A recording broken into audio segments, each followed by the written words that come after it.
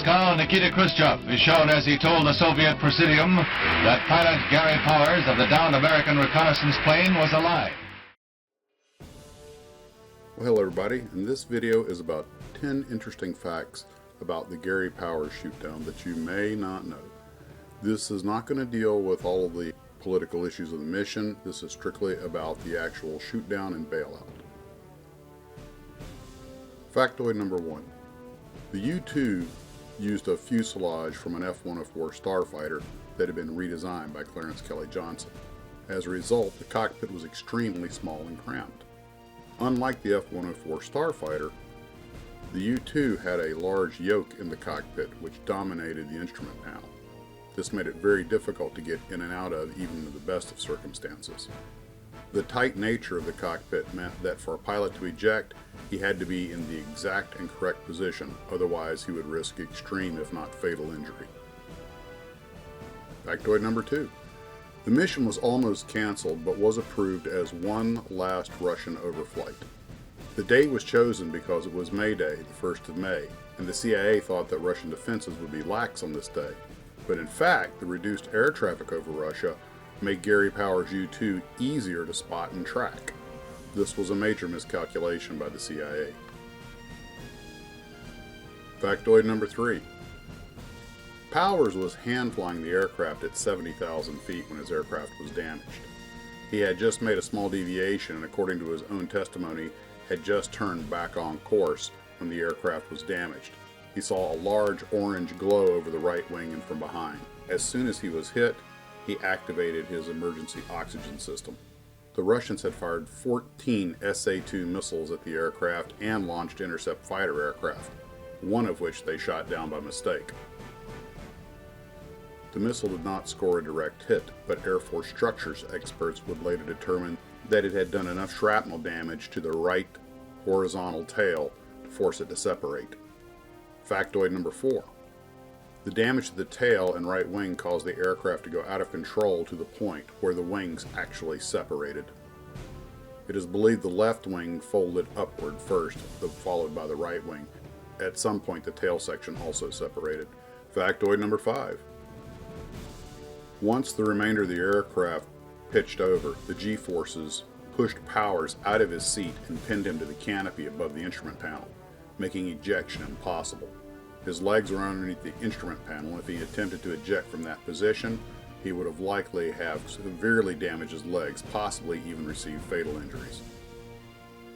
He held off on arming the self-destruct system until he could get back into his seat.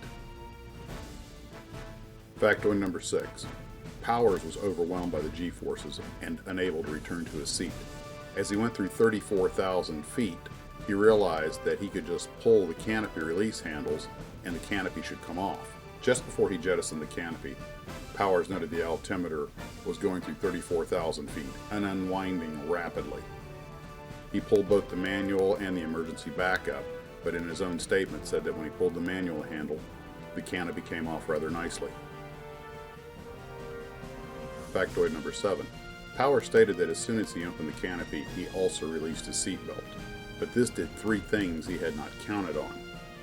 The first thing it did was to arm the automatic opener in his parachute.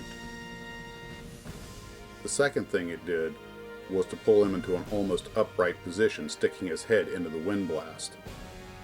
The third thing was that it completely fogged up his visor. He was now completely blinded as to what was going on around him. Factoid number 8. After falling blindly for a while, Powers realized that not only could he not get back into his ejection seat, but he also could not even reach the self-destruct switch. The only reason he had not come completely out of the aircraft when his seatbelt was undone was that his primary oxygen hose was still connected. It was the only thing tethering him to the airplane. Powers realized the hopelessness of the situation and pulled against the oxygen hose as hard as he could. Eventually it gave way and he was thrown clear of the cockpit. Factoid number 9. Powers had intended to open his parachute close to the ground to help prevent detection, but the automatic opener activated above 10,000 feet, and he drifted down for several minutes under canopy. The whole time he could see people in the small village below and vehicles gathering to meet him when he landed. Factoid number 10. The Russians were waiting for him when he landed and immediately took his pistol and survival knife. He had taken the poison pen out of the coin holder it was hidden in because he felt the coin was too obvious, and he had hidden it inside its sheath on his body. Obviously, he never used it. Bonus factoid. People often claim that Powers was shunned by the CIA after he was exchanged for Russian agent Rudolf Abel, but that's not actually correct. In fact, Powers was awarded the CIA Intelligence Star. It wasn't until some years later when he wrote a book about the incident that he ruffled some feathers with the CIA and then separated from them. So just to quickly recap, Powers is flying along at 70,000 feet in a mostly open sky, probably completely unaware that the Russians are tracking him as well as they are. They shoot 14 SA-2 missiles at him, one of which shoots down one of their own aircraft, but one of which manages to damage the U-2. Powers has no hope of controlling the aircraft. The wings come off. Upon being hit, Powers immediately activates his emergency oxygen system. But as the aircraft goes out of control, he's thrown against the canopy. Eventually, he decides to jettison the canopy and release his seatbelt. But when he does, he's pulled out in the slipstream, held only by his oxygen hose. His visor fogs up, and his parachute automatic opener is armed. Eventually, he breaks free and parachutes into Russia and into history. Well, there's 10 interesting facts about Gary Powers' bailout. Hope you enjoyed them. And as always, thanks for watching.